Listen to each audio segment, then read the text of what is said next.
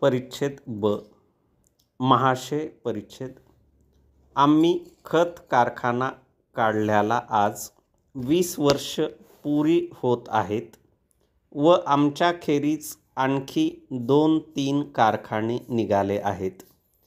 तरीही अजून खताची मागणी पुरी होऊ शकत नाही.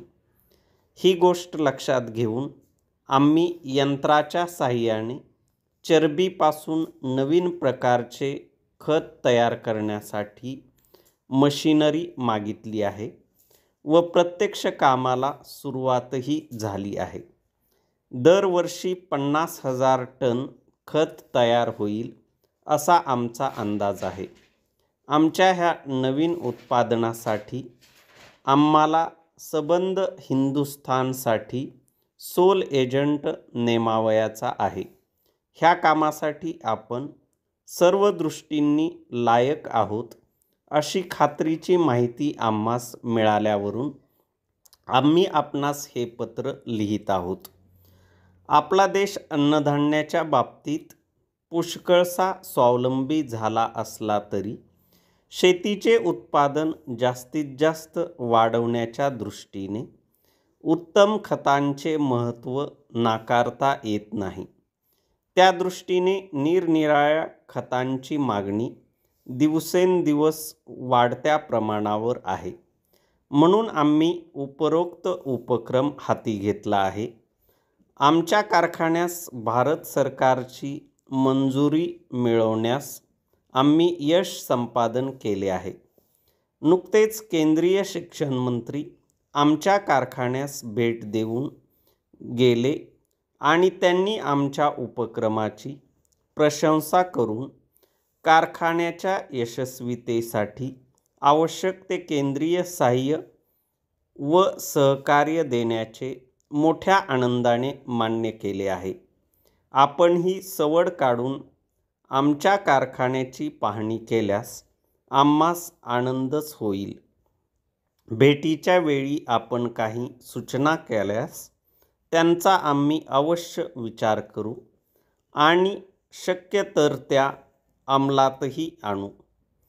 काही व्यक्ती आम्हाला भेटून व वाटाघाटी करून गेल्या आहेत, परंतु या क्षेत्रातील आपला अनुभव, लौकिक व संघटना कौशल्य लक्षात घेता आमच्या वरील कारखान्यातर्फे तयार होणाऱ्या मालाची सोल एजन्सी आपणाकडेच सोपवणे आम्हाला आवडेल. शेती उत्पादनाच्या क्षेत्रात खतांचे महत्त्व लक्षात घेऊन इतरही काही खत कारखाने सुरू होण्याच्या मार्गावर आहेत. त्यामुळे या क्षेत्रातील व्यापारी स्पर्धा दिवसेंदिवस वाढी लागणार यात शंका नाही. आपण आमच्या मालाची सोल एजन्सी स्वीकारण्यास संमती दिल्यास त्या बाबतीत आम्हास अगदी निर्धास्त राहता येईल. आपल्या देशात मेलेली जनावरे तशीच फेकून दिली जातात. अलीकडे कातडी कमावण्याचे काही कारखाने निघाल्यापासून फार तर मेलेल्या जनावराचे कातडे काढून त्यापासून पैसा निर्माण केला जातो, परंतु हाडे व मांस ही तशीच सडून जातात. त्यांचा देशाच्या शेतीच्या उत्पादनवाढीच्या दृष्टीने व देशाच्या संपत्तीत भर घालण्याच्या दृष्टीने काही केले जात नाही. ही गोष्ट लक्षात घेऊन आम्ही हा उपक्रम हाती घेतला आहे. आमच्या या उपक्रमामुळे अन्नधान्याच्या उत्पादनात वाढ करण्यास पुष्कळच मदत होईल अशी आम्हास आशा वाटते.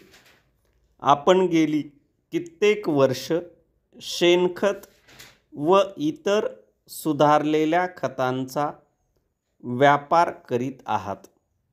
त्यामुळे आमची एजन्सी घेण्यास आपणास आनंद वाटेल अशी आमची कल्पना आहे. आमच्या प्रस्तावानुसार आपण एजन्सी घेण्यास तयार असला तर तसे आम्हास उलट टपाली कळवावे. आपणाकडून होकारार्थी उत्तर आल्यानंतर एजन्सीच्या अटी वगैरे तपशील ठरवता येईल. आपला विश्वासू